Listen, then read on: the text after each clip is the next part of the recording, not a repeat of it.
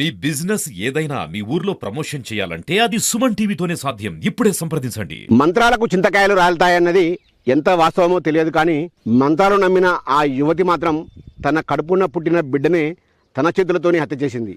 అంతా చేసింది ఏదో చదువురాని నిరక్షరాస్యులైతే కాదు, బీఎస్సీ బీడీ చదివిన విద్యావంతురాలే ఇటువంటి దారుణానికి ఒడిగట్టడంతో ఆగ్రహించిన న్యాయస్థానం ఆ యువతికి ఉరిశిక్ష వేసింది. ఇంతటి దారుణానికి వేదికగా నిలిచింది మోతే మండలం సూర్యాపేట జిల్లా మేకపాటి తండా.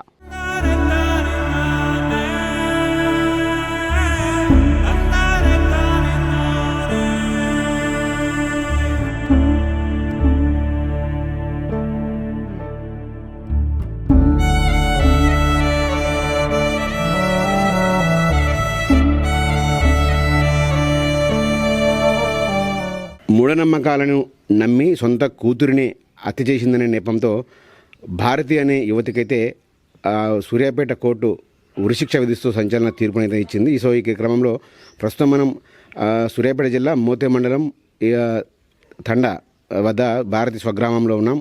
సో భారతి భర్త మనతో ఉన్నారు. అసలు భారతి ప్రవర్తన ఎలా ఉండేది, భారతి ఘటన జరిగిన రోజు ఇక్కడ ఉన్నారా, అసలు ఏం జరిగింది ఆ రోజు అనే విషయాలు మనతో పంచుకోవడానికి కృష్ణ ఉన్నారు. వారితో మాట్లాడదాం. నమస్తే కృష్ణ. అదే ఇప్పుడు ఏం జరిగింది అసలు ఆ రోజు? మీరు ఉన్నారా సంఘటన స్థలంలో? నేను లేను ఆ రోజు సూర్యాపేటలో ఉన్నా.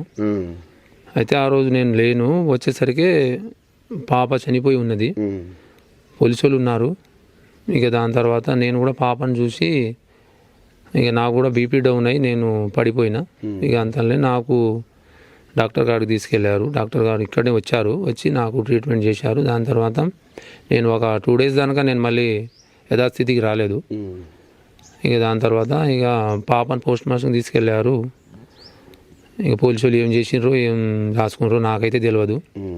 అయితే భారతి ప్రవర్తన, వివాహమే అప్పటికి ఎంతకాలం అయింది మీకు? ప్రవర్తన మీకు సాంసారిక జీవితం కానీ లేకపోతే ఆమె ప్రవర్తన కానీ ఏ విధంగా ఉండేది అసలు?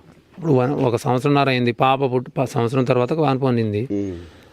ఒక 9 months ఇక ప్రెగ్నెన్సీ తోటి. దాని తర్వాత 7 months పాపకి. దాదాపు 2 సంవత్సరాలు అయింది మ్యారేజ్ అయ్యి. ఇప్పుడు దానిక మంచిగానే ఉండే ఆమె. నాకైతే ఎటువంటి డౌట్ లేదు ఆమె మీద, మంచిగానే ఉండే. అన్ఎక్స్పెక్టెడ్గా పాప చనిపోవడం అనేది నేనైతే అక్కడ ఏం జరిగిందో నాకు తెలియదు. ప్రజెంట్ అయితే చనిపోయి ఉంది. సూర్యాపేట వచ్చేసరికి అది ఎలా చనిపోయిందని నాకైతే తెలియదు.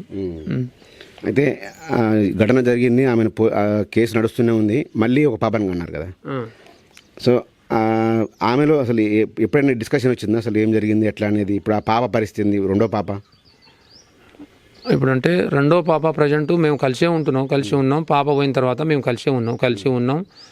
మాకు మళ్ళీ పాప పుట్టింది.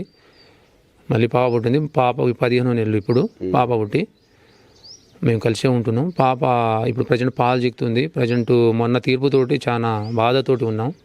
పాప పరిస్థితి ఘోరంగా ఉంది. నేను ఒక్కడే ఉన్నా ఇంట్లో. మా అమ్మగారు రీసెంట్గా చనిపోయారు ఒక 5 months బ్యాక్. మా నాన్న పారాలసిస్, మంచంలోనే ఉంటాడు. ప్రజెంట్ పరిస్థితి ఘోరంగా ఉంది. పై కోర్టుకు వెళ్ళాలనే ఆలోచనతోటి పోతున్నాం. పాప కోసమైనా పోవాలి, తప్పదు కదా. ఇక పాప కోసమైనా దానికి బెయిల్ మీద తీసుకొచ్చి ఏదైనా మంచి న్యాయం జరగాలని కోరుకుంటున్నా. ఇప్పుడు 15 నెలల పాప పరిస్థితి ఎలా ఉంది? ఆలనాపాలని ఎవరు చూస్తున్నారు? ఇప్పుడు పాప మా అత్త కాడు ఉంది. ప్రజెంట్ నేను కూడా ఇక మా నాన్న బాగలేడు కదా, మా నాన్నకు చూసుకుంటా పాప కూడా చూసుకోవాలంటే కొద్దిగా కష్టం అయిద్దని మా అత్త వాళ్ళ ఇంటికాడ ఉంది. పాప పాలే చిక్కుతుంది, ఇంకా అన్నం కూడా తినట్లేదు. ఇవాళ 4-5 రోజులు అంది. పాప పరిస్థితి చాలా ఘోరంగా ఉంది. ఒకటే ఏడుపు, అసలు తల్లి కోసం ఒకటే ఏడుపు. పాలు చిక్కుతుంది, ఆమె పరిస్థితి చాలా ఘోరంగా ఉంది. అయితే ఇటువంటి మూఢనమ్మకాలు నమ్మేటోళ్ళకి నువ్వేం సలహా ఇస్తావు? ఆమె నమ్మిందో నమ్మలేదో కోర్టుకు తెలుసు, మనకు తెలియదు. సో పోలీసులు అయితే మూఢనమ్మకాలని ఆమెను అరెస్ట్ చేశారు, కేసు నమోదు చేశారు, ఆమె శిక్ష పడింది. సో ఇటువంటి వారికి బయట చాలామంది కూడా చాలామంది కూడా మూఢనమ్మకాలు నమ్ముతూ జీవితాలు నాశనం చేసుకుంటారు. వాళ్ళకి ఏం సలహా ఇస్తావు ఒక బాధితునిగా నువ్వు? ఇప్పుడు మూఢనమ్మకం అనేది అది వేస్ట్. నమ్మినా అది నిజమో అబద్ధమో నాకు కూడా తెలియదు. అని మూఢనమ్మకం అనేది దానికి నమ్మి ఎన్నో కుటుంబాలు నాశనం అయినాయి. దాని మీద ఎవరు కూడా అది నమ్మొద్దు. నమ్మి అనవసరమైన జీవితాలు ఖరాబ్ అయిపోతున్నాయి. చివరిగా మీ పాప కోసం ఏం కోరుకుంటున్నావు? న్యాయస్థానాలను కానీ పోలీసులను కానీ ఏమైనా? ఇక న్యాయస్థానానికి పాప విషయంలో, పాప అసలే పాలు చిక్కుతున్న పాప. ప్రజెంట్ మా భార్యని బెయిల్ మీద బెయిల్ మీద రిలీజ్ చేస్తే బాగుంటుంది. మేము కలిసి ఉంటున్నాం, ప్రజెంట్ కలిసి ఉండాలని కోరుకుంటున్నాం. మా పాప కోసమైనా కనీసం రిలీజ్ చేస్తే బాగుంటుంది, అది కోరుకుంటున్నా.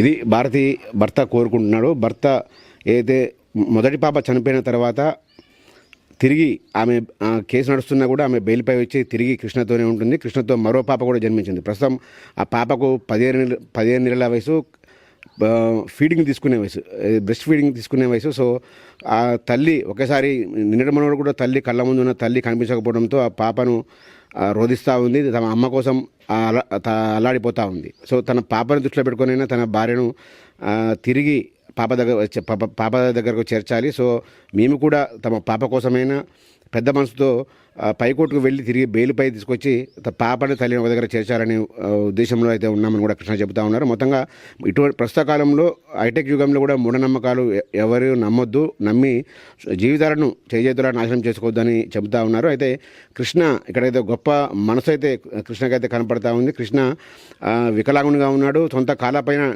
నిలబడటంతో పాటు పౌల్ట్రీ ఫామ్, అదేవిధంగా వ్యవసాయం చేస్తూ తన మంచాన పైన తండ్రి ఆలనా కూడా ఆయన చూసుకుంటున్న పరిస్థితి కనబడతా ఉంది. మరోవైపు ఆయనైతే వేడుకుంటున్నాడు, చేసిన తప్పు అయితే జరిగింది, కానీ తన భార్యను పెద్ద మనసుతో వదిలేయాలని కూడా కృష్ణ అయితే ప్రాధాయపడతా ఉన్న పరిస్థితి.